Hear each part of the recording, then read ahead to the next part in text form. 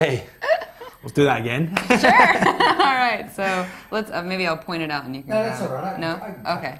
So Samuel Gelston's 25-year-old Irish single malt is distilled at the Bushmills Distillery in Northern Ireland, and actually distilled by my mentor, the person that first taught me about making whiskey was at Springbank Distillery, a guy called Frank McHardy, and Frank is a bit of a legend in the industry. He's been making whiskey for over 50 years. He's a Lifetime Achievement Award winner from the Whiskey Advocate, and he ran distilleries in Campbelltown, Islay,